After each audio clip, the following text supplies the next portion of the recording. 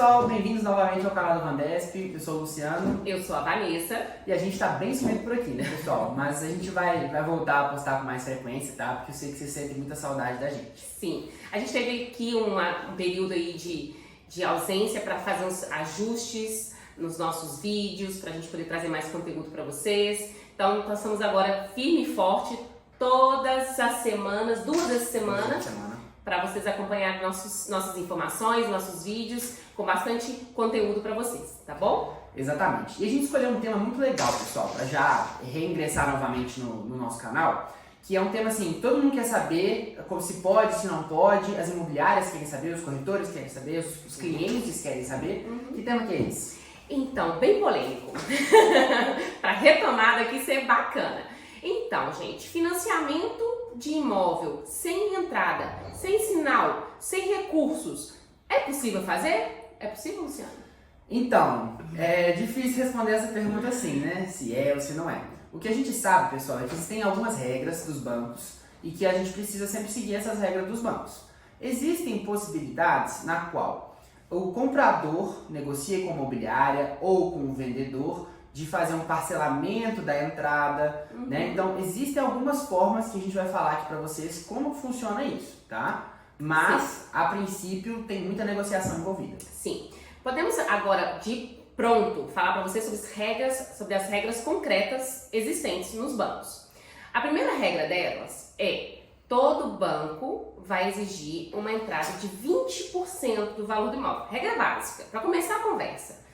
As exceções são analisadas caso a caso, mas de padrão é 20% do sinal que você tem que pagar. Então, quando você vai negociar um imóvel, você tem que lembrar das despesas. Volta nos vídeos aí para trás, você vai ver sobre despesas que a gente já falou aqui. Você tem que ter o dinheiro para pagamento dessas despesas e também o dinheiro para dar 20% de sinal no mínimo, tá? Isso é claro se o crédito for aprovado, se sua renda for compatível para financiar os outros 80%.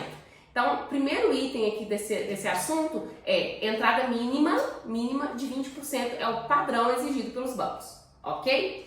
Então, vamos agora às exceções. Quais são elas? A gente pode lembrar que alguns programas sociais fomentados pelo governo federal permite que você, dependendo do seu enquadramento familiar, de renda do imóvel, etc., tenha subsídios, subvenções, ou seja, o governo federal ajuda você a comprar este imóvel dando uma parte do sinal. Dependendo do valor dessa parte, você não precisa colocar nada. Então, isso é um caso de exceção em que você consegue comprar seu imóvel sem sinal nenhum. Exatamente. Isso daí é uma situação de exceção.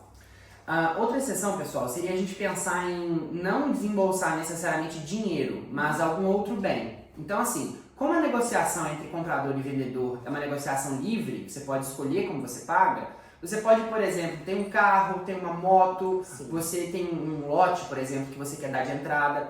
Todo esse tipo de negociação que é feito com o vendedor, através da imobiliária, muitas vezes, sim, pode envolver esses outros itens. Então, você pode colocar um carro, se você quiser, e é claro, se o vendedor aceitar. Então, existem formas de você não precisar necessariamente ter o dinheiro em mãos. Você pode ter um outro bem, desde que o vendedor aceite fazer isso. A gente chama isso de permuta, é uma sim, troca, né? Você dá algo seu em troca de um outro bem para além do financiamento.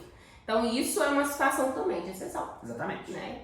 E existem situações, por exemplo, grandes construtoras de imóveis novos, o que elas fazem? Elas ajudam o cliente parcelando sinal de negócio, ela ajuda o cliente, ela embute no valor do imóvel, ela, ó, gente, eu vou pagar para vocês todas as despesas e você vai financiar comigo 100% do imóvel. Acontece, a gente já viu alguns anúncios assim de grandes construtoras. O que eles fazem?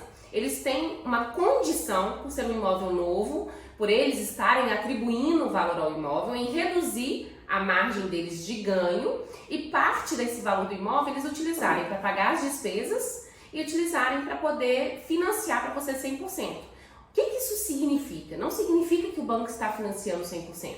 Significa que a construtora fez um bolo no valor do imóvel que ela está te vendendo, ela vai abrir mão de receber os 20% para receber só o valor financiado do banco. É mais ou menos isso, se é que vocês entendem. Então, assim, acaba que permite você a facilitar a compra do imóvel, uma vez que você não tem que dar uma entrada para a construtora, eles abrem mão dessa entrada. Por quê? Porque essa entrada é paga direto para o vendedor, para a construtora, não é o banco que recebe isso.